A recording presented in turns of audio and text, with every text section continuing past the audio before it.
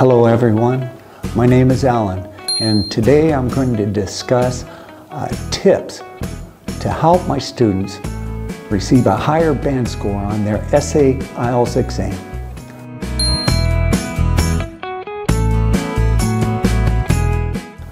Before we begin, I would like to mention a few things that are closely related to that.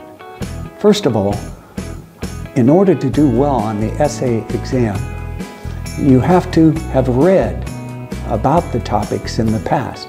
And you don't know what topic they're going to choose to have you write an essay on. And so the more you know, the more easier it will be to write the essay. On the internet, there are IELTS exam questions, topics and questions that you can look up, you can search and read, get to know the topic and practice writing the essay exam. You can practice writing essays. That's how you'll become better at it. The more you practice, the better you will become.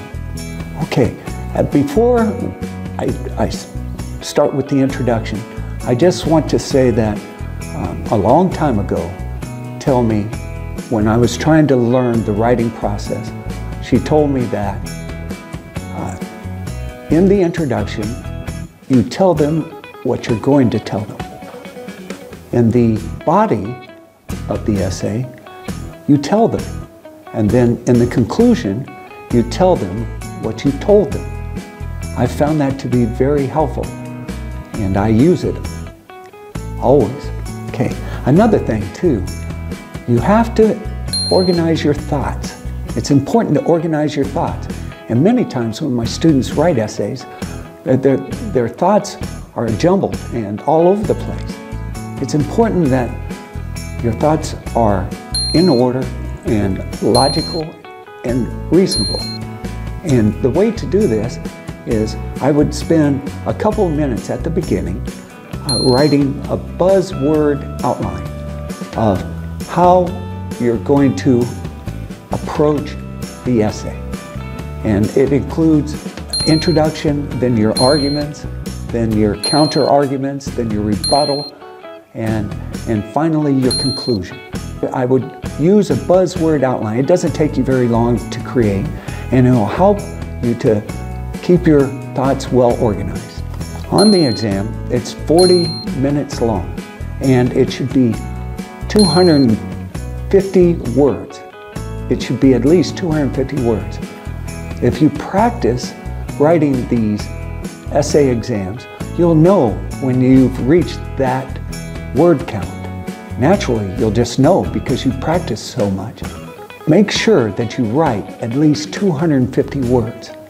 And it's 40 minutes long, so I've heard before that you should use 4 minutes for organizing your thoughts, then 32 minutes for writing the essay, and then the last 4 minutes should be used to reread what you wrote and look for errors, grammatical errors and mistakes, and make corrections.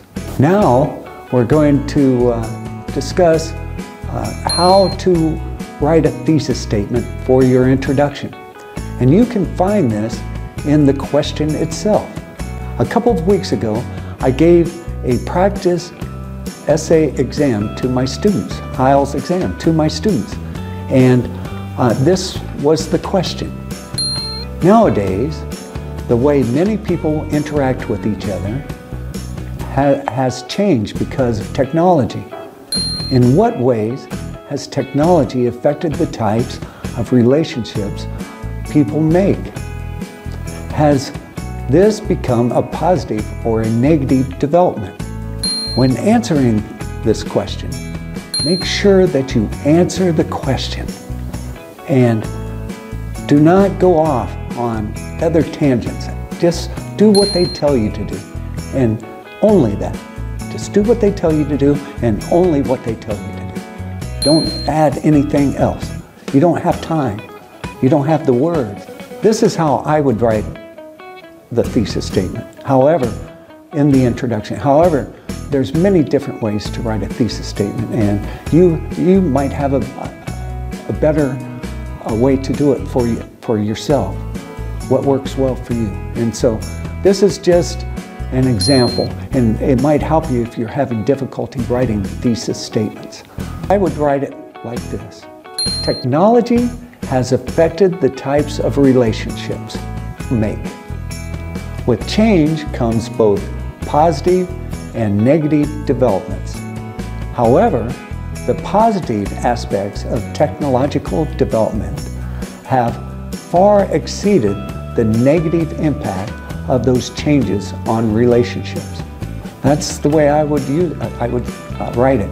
And all of those words I found, or most of those words I found in the question. I'm using their words.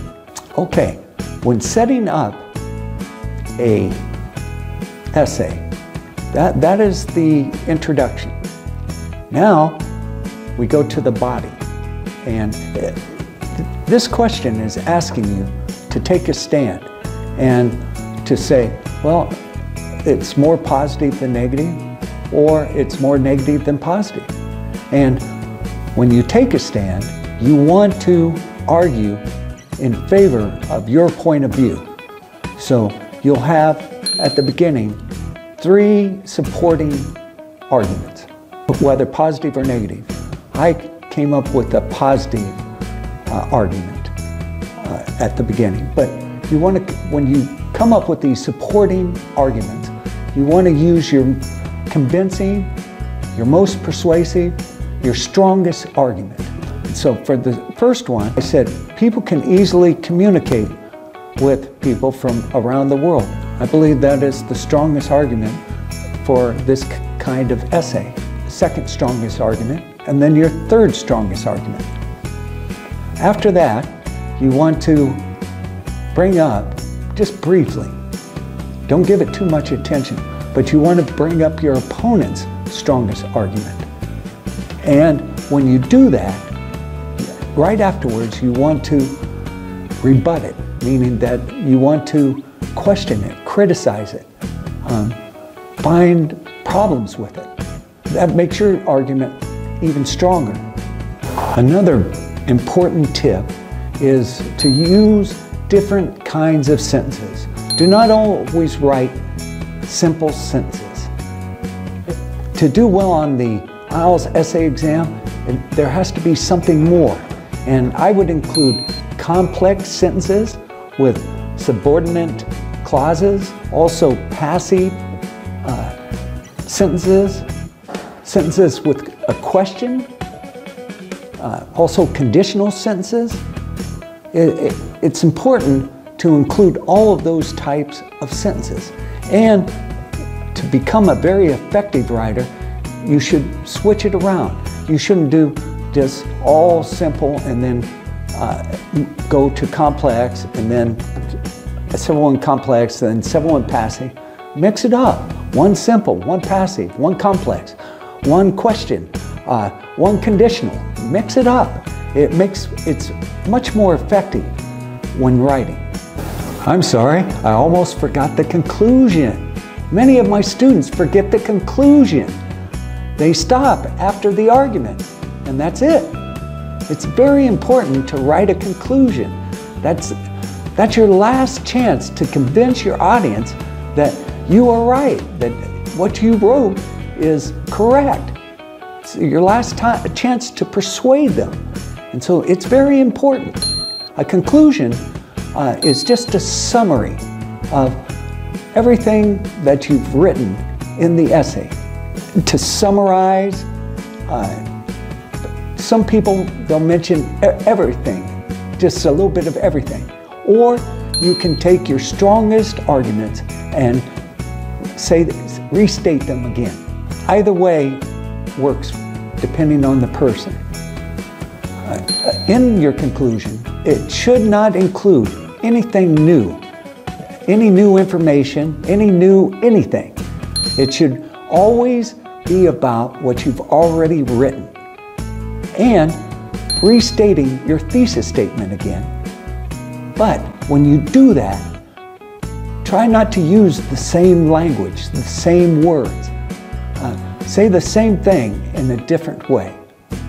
In concluding, make sure that you read over the different topics that they've used on IELTS exams in the past and the questions that they asked. Practice writing these essay questions. Don't worry so much about time at the beginning.